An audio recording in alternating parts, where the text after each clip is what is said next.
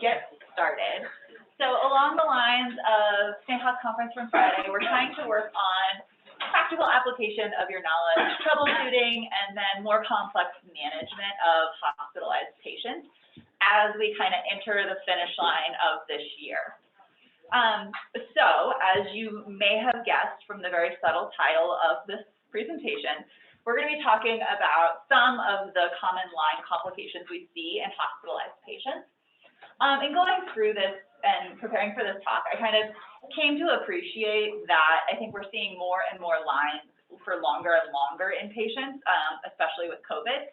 And it's really important to start to think about some of the subtleties that are involved with them. Because I couldn't help myself, there are definitely line-related puns throughout this presentation. This is Bolt crossing the finish line. I hope you enjoyed that. Okay, so this is broken down into two different cases. The first case is a 68-year-old female who came in for induction chemotherapy with EPOC for non-Hodgkin lymphoma. She also has a past medical and surgical history that's significant for hypertension and lupus. Her only home medications are lisinopril and aspirin. She doesn't have any known drug allergies. Just as a quick reminder, because the chemotherapy acronyms always make me pause for a second, EPOC is etoposide, prednisone, vincristine. They use oncovine for the purpose of the acronym. Cyclophosphamide, doxorubicin, again, they use the other name for the purpose of the acronym. And then depending on the variant, it may have rituximab, in which case it's R-EPOC. And then you also may say DA-EPOC, which is dose-adjusted EPOC for people who, either because of underlying medical conditions or failure with the first rounds of EPOC, are going on a reduced dose. Important things to know is this requires 5-day hospitalization for direct observation during this therapy, specifically monitoring for complications such as tumor lysis syndrome or any other kind of severe reactions to chemotherapy. So for our patient's hospital course, day 1, she has a PICC placed and the infusions are begun without any complications.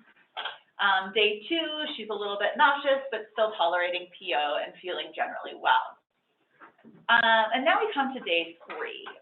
In the morning, we got sign out that the nurse was unable to draw AM labs from the PICC, but it was okay.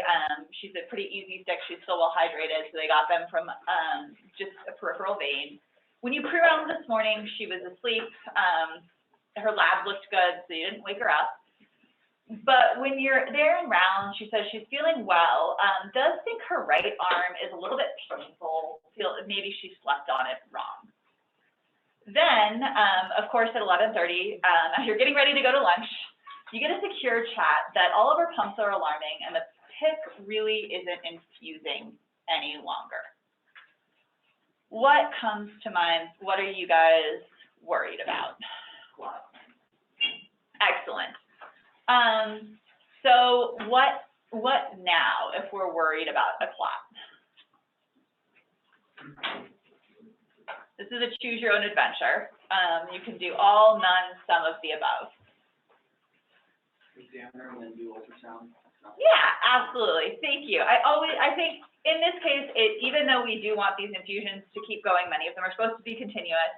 Whenever possible, it's worth going to examine the patient and checking those vital signs.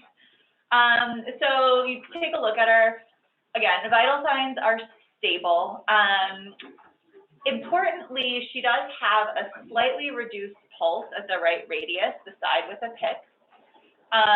And she has some tenderness to palpation at the insertion site of her PICC with some pitting edema of the right upper extremity. So you were saying, Christian, you'd like to get an ultrasound. Anyone want to do anything else first?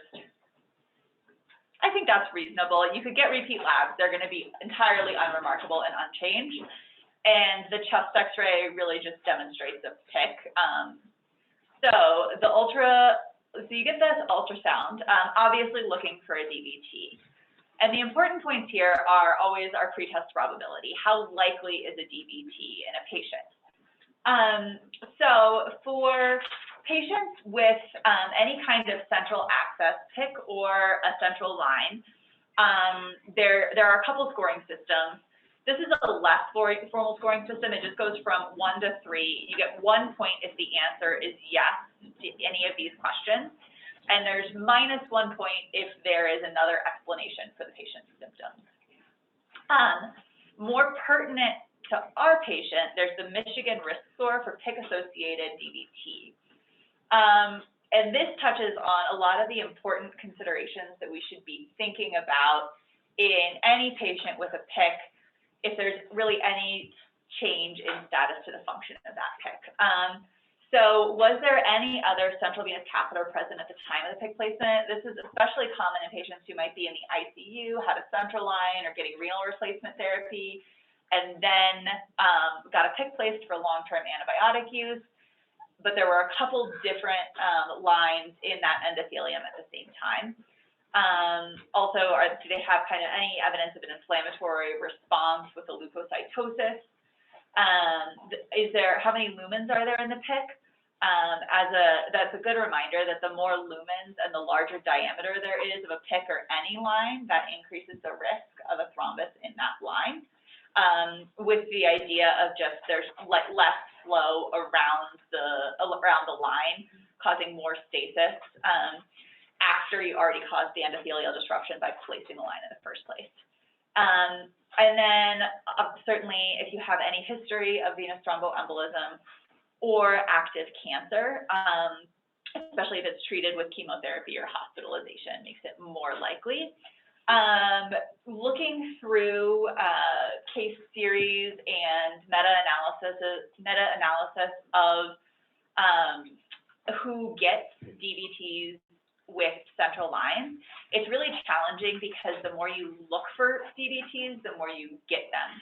So in studies where they just screened asymptomatic people in ICUs with central lines, up to 70% of patients have DVTs. And almost every study has between 50 or more percent if you're screening everyone. And the thought is that ultimately the longer a line is in place, at some point a clot will develop. So for this patient, you're in the room and you just get, you take a picture of this still of the Doppler at the right axilla. As you can tell, there's really no flow. So she has an occlusive DVT of the right axillary artery. And then it's hard to say, we know it's extending proximally, but once you get into the chest, it's really difficult to evaluate for compressibility and flow due to all of the other anatomic structures in place. But the ultrasound tech tells you it extends as proximally as they're able to visualize. Alana, do you have a question? Yeah, so before you get an ultrasound, if you have a patient that you have a high suspicion for a clot, is it safe to flush it? That's a good question. So that kind of getting at, are you going to displace it and cause a PE? Yeah.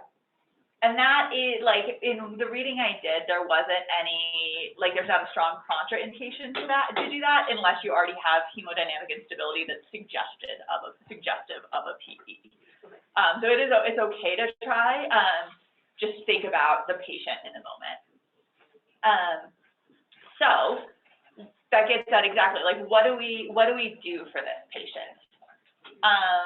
First and foremost is always symptomatic treatment. Really just raising the extremity with the clot, applying heat, and giving NSAIDs. And then we get to the question of anticoagulation. So does this patient need systemic anticoagulation? I see a lot of nods, and yes, she does. And then what differentiates the patients who need systemic anticoagulation for a line-associated clot from those who don't? Might be a little bit of what am I thinking question. Thinking about, this is kind of getting at and trying to think about anatomically, which clots do we anticoagulate and which clots don't we anticoagulate? If I told you she had a clot of the superficial vein of her right forearm? No, exactly, yeah. So that gets at the deep venous thrombosis aspect of this, and any of those kind of deep veins, which are really the subclavian, axillary, brachial, ulnar, radial, and interosseous of the upper extremity require anticoagulation. And then looking at the evidence, it really should be warfarin or low molecular weight heparin in hospitalized patients. There have been studies with rivaroxaban that show kind of non-inferiority or inferiority and potentially a more rapid resolution of the clot with rivaroxaban compared to warfarin and low molecular weight heparin, but it's not an FDA indicated use. So then the question becomes, how long should she be on anticoagulation?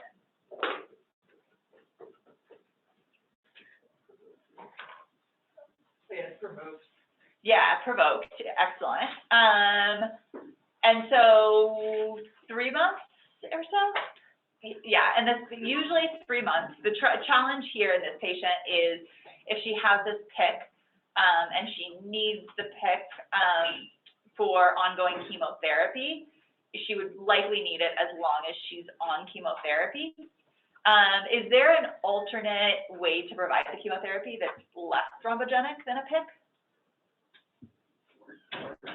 Absolutely. So that was actually an important thing is PICs are by far the most thrombogenic of lines. It's not entirely clear why, but if you have a PIC in any other line that have been in place for the same period of time, the PIC is more likely to have a clot. And so that's actually one of the big reasons, because cancer patients are already predisposed to the clot. Really, if at all possible, trying to place a port for the cancer patients. This patient had initially not wanted a port, but after the clot and the anticoagulation was much more amenable to that idea. Yeah, I had a patient, we were trying to, for some reason, she was like, had some bleeding risk, and so we had come to the conclusion that brachial Dvts don't cause PEs very often, and that if we pulled the line and monitored, we were not going to anticoagulate her, and that was like a reasonable choice as opposed to for like a lower extremity Dvt. Yeah, and upper extremities are like it's a little more questionable. Like axillary and subclavian, really strong indications for therapeutic anticoagulation, and even though then brachial, radial, ulnar, and interosseous are all considered deep veins, you can, like based on patient preference and other considerations, decide not to anticoagulate. Dr. Chan has a comment. Yeah. Also told by Dr. Hassel years ago that upper extremity DVT, whether to anticoagulate or not, the knee equivalent is the axilla, not the elbow. Is this still true?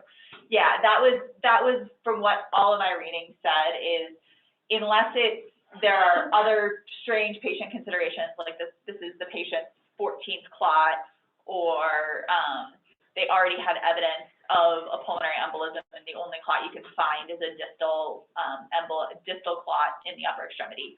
You don't necessarily anticoagulate. So then there's one other option for treatment of a line-associated DVT that we don't always think about, but thrombolysis is also possible. And usually that's just direct inoculation of TPA into the line. There are a lot of reasons to do this. Mainly, it would be if the patient becomes severely symptomatic or hemodynamically unstable and isn't improving with therapeutic anticoagulation.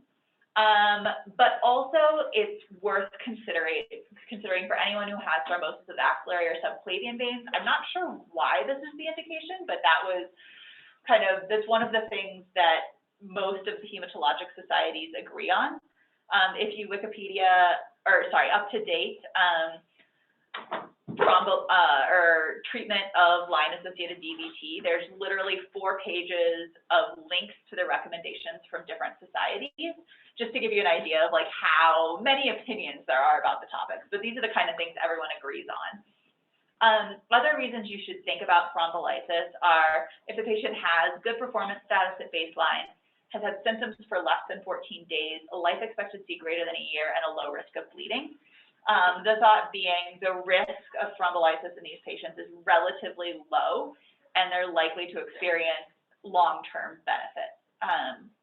So she would absolutely be someone if after she's received her therapeutic doses of, we'll say, low molecular weight heparin, but her arm is still very swollen and painful, it might be reasonable to consider thrombolysis.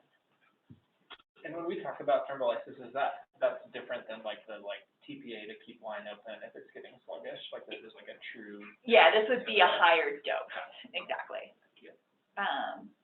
Okay, and then the other reason that you consider thrombolysis is sligmazia. I'm sure I'm saying that wrong. I tried to decide how to say it many, many times.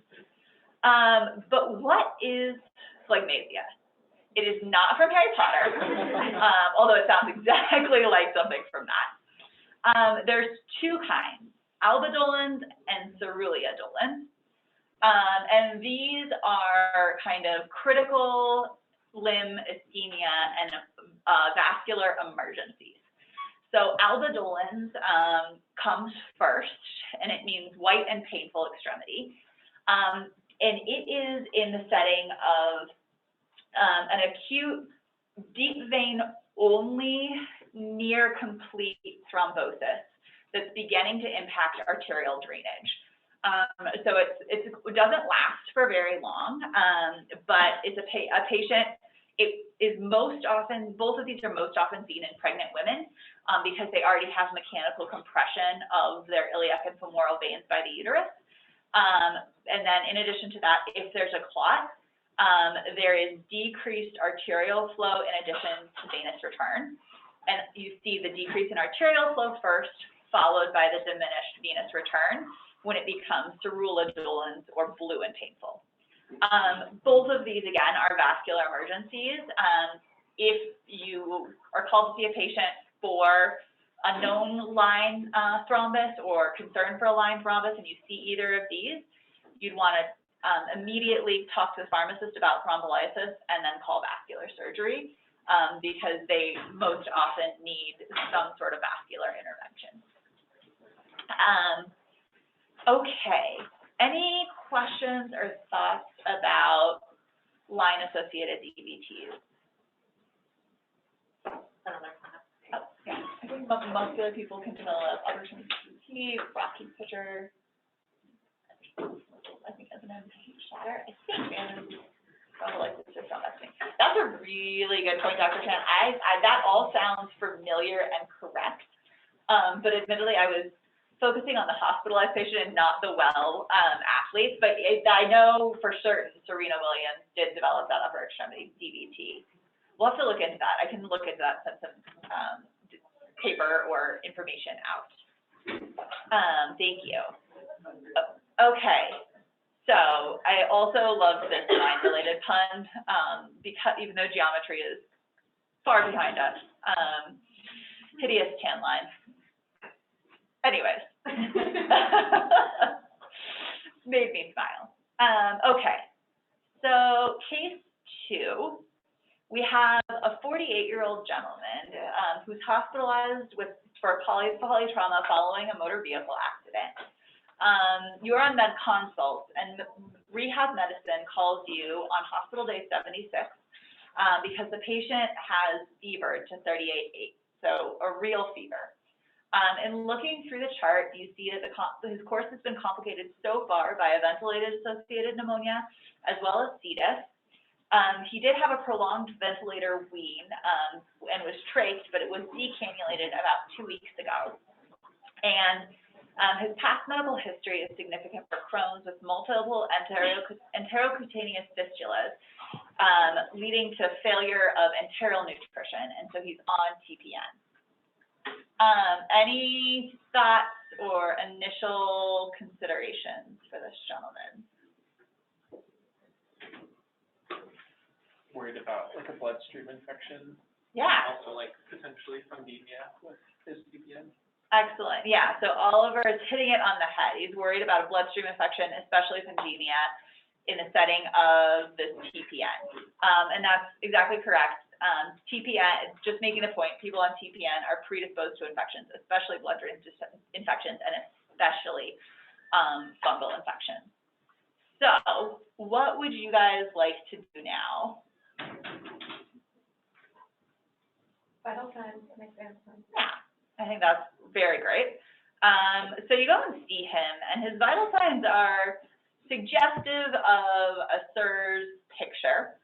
He's tachycardic, febrile, likely hypotensive or borderline hypotensive, breathing faster than we probably want him to, and probably not saturating as well as we'd like him to on oxygen. Otherwise, he's really, really unremarkable exam. So I have to show you this chest X-ray because it took me a really long time to find what I wanted. So this is just a chest X-ray. It has a PICC line, and then what is this on the left side of his chest? Is that rib plating? Yeah, exactly. It's rib plating. And so kind of just for a gentleman who had polytrauma, I was imagining MVC came in with a flail chest and had to have rib plates. Also kind of, it makes sense with his ventilator-associated pneumonia. He probably had some difficulties with ventilation early on. So I think we're also going to do something else. You get blood cultures that are negative at 24 hours, but it continues to fever, develops a leukocytosis to 14, and has a new skin rash that looks like this. And where is the rash? Kind of on his chest, diffusely on his chest. Feel concerned about fat embolism? Yeah, that would be a great thought. I think, what other things what do you think about when you see a rash or a rash that looks like this? I'll tell you, there's not excellent pictures of this, but these are very small pustules. What medicine is he on?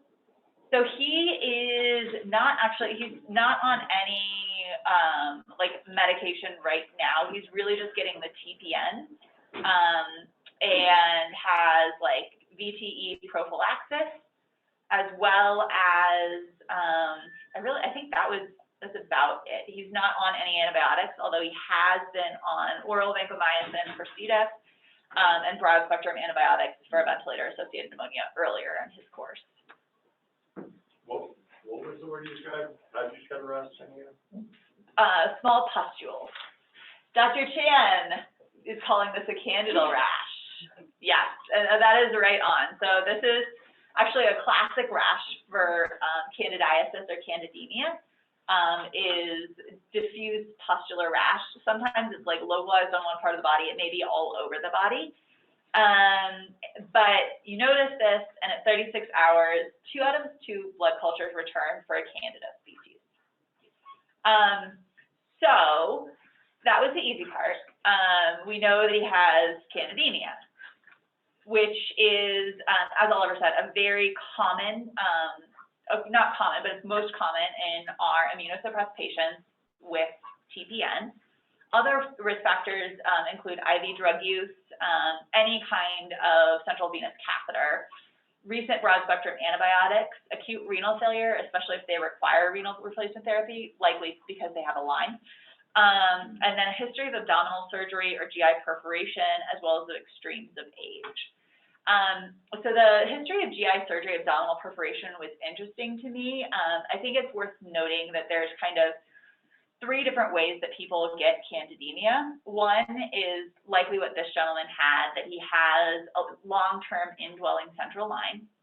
The next is any kind of chronic inoculation or abscess that grows over time. The third is translocation from the gut for any reason.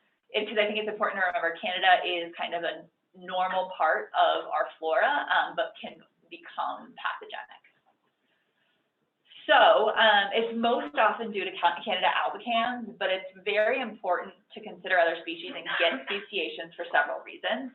There's also glabrata, which I think we see most commonly here, as well as Paracillosis tropicalis and cruzi.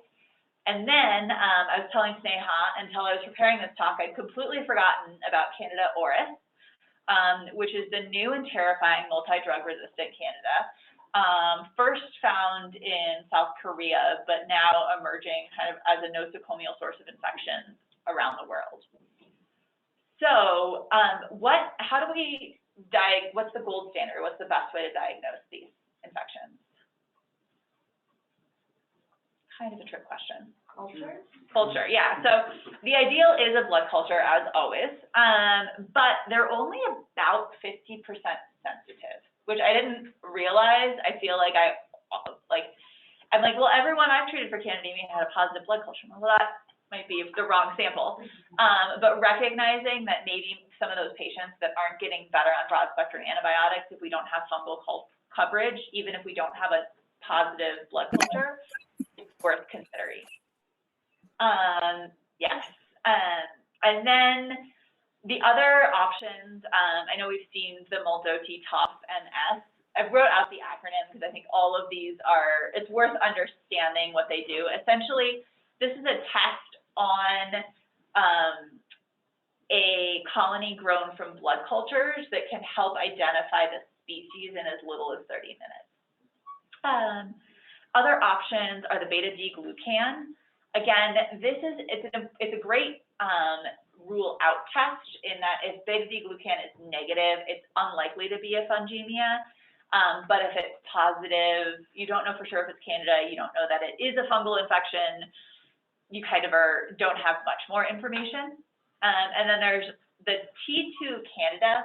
I tried to find it in Epic, and I'll give ID a call to find out if we have it here, but it's like a recently FDA approved test for candidal infections that rapidly identifies the species and helps more rapidly identify susceptibility to antimicrobials.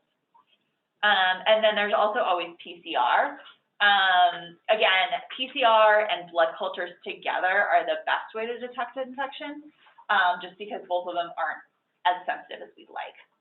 And then finally, one thing that came up a few times was an antibody assay, but because Candida is part of the normal flora, people might have antibodies, like increased IgM in the setting of an acute infection, but it's kind of only hypothesized and it hasn't been well validated.